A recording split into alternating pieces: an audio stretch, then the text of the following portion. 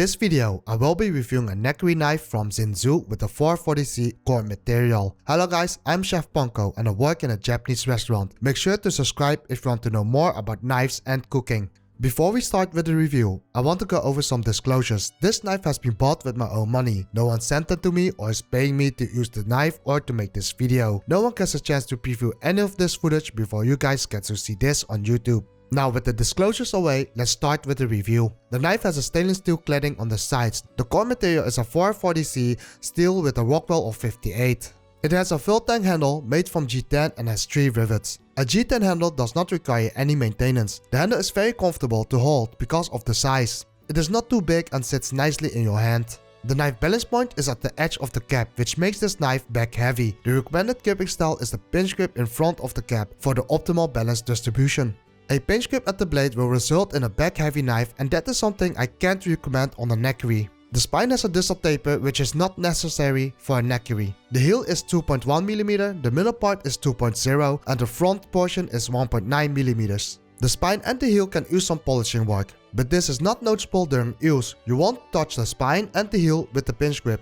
The knife is also stiff, so there's no noticeable flex during use. The knife weight of 244 grams is heavy for a Nakiri. A Nakiri Fusion should be around 200 grams.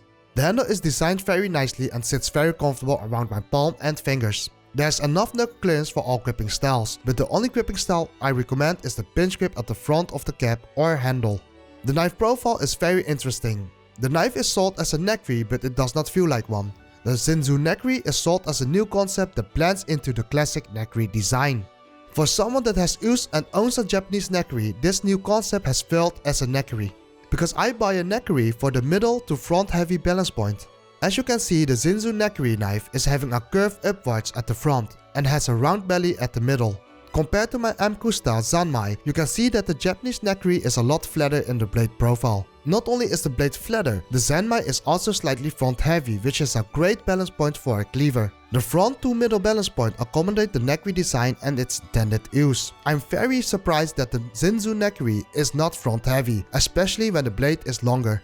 The Xinzuo Nakiri felt as a Nakiri, however the 440C core material is a real surprise here. I like the 440C core material, and this is a core material that I can recommend to anyone. It is perfect for everyday use without worrying about the blade chipping. It will even go through semi-frozen food with no problems or worries. If you want a Nakiri style knife that performs like a chef's knife, then this knife is for you.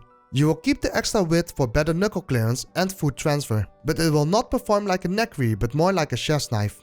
My recommendation is to skip the Nakiri and just buy the chef's knife version from Xinzuo, since that has the same balance point as the Nakiri according to Xinzuo. The 440C knives from Xinzuo is exceeding my expectations. The knife core is advertised with a Rockwell of 58. The handle is comfortable to hold and is very durable. The quality control of Xinzuo is very good. I did not receive any knives that has issues. If you want a Nakiri because it is a Nakiri and you expect the Nakiri to perform like one, then avoid the Xinzuo Nakiri since it performs like a chef's knife. I would highly suggest the chef's knife version for the durability and edge retention. The quality is coming very close to a Zwilling and the Wusthof. I'm very curious to compare those 3 together. That's it for this review. If you have any questions, feel free to ask it in the comment section below. And if you disagree with my review or have other opinions, please share them in the comment section so that we can help others in their decision. If you want to know more about cooking and knives, make sure to subscribe to my channel.